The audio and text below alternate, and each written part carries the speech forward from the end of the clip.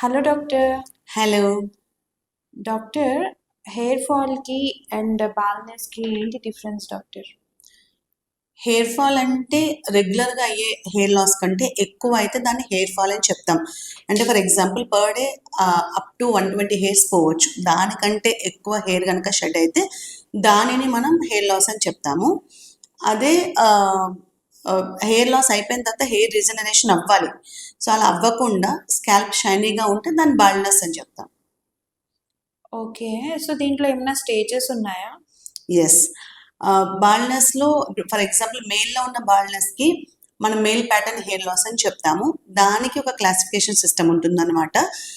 It explains severity of hair loss and baldness. Norwood Hamilton classification system అని చెప్తాం. దానిలో 1 to 7 stages ఉంటుంది, from minimal loss to extensive hair loss. Okay. ఈ బాల్నెస్‌ని reverse చేయొచ్చా? Yes, depending upon the stage and cause.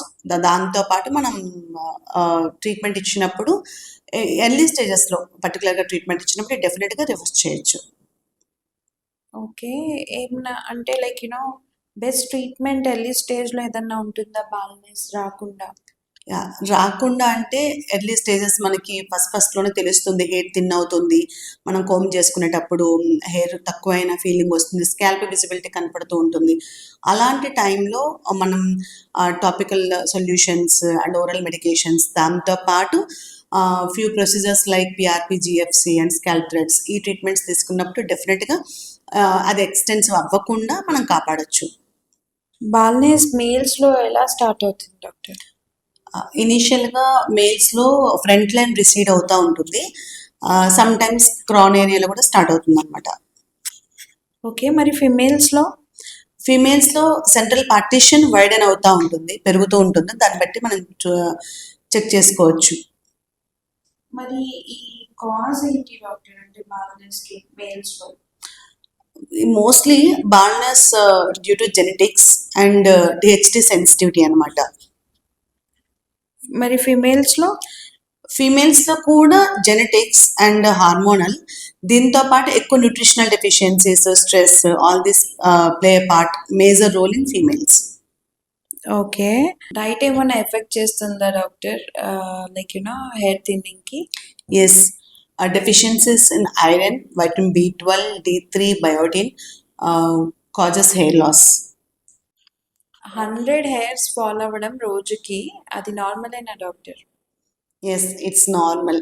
Up to 120 hairs fall అవ్వడం అన్నది physiological hair loss అని చెప్తారు.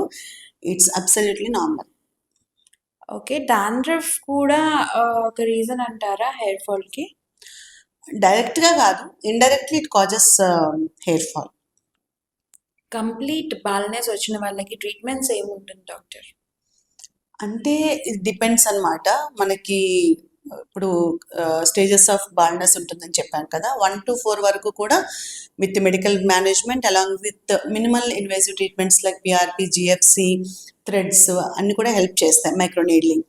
సో దానికంటే కొంచెం ఎక్స్టెన్సివ్ ఉంది, 4 to 6th గ్రేడ్ ఉంది, మనకు డోనార్ ఏరియా ఉంది అనుకుంటే హెయిర్ ట్రాన్స్ప్లాంటేషన్ తీసుకోవచ్చు. అండ్ అడిషనల్గా మెయింటెనెన్స్ థెరపీలో అగైన్ జిఎఫ్సి, పిఆర్పి తీసుకుంటాము.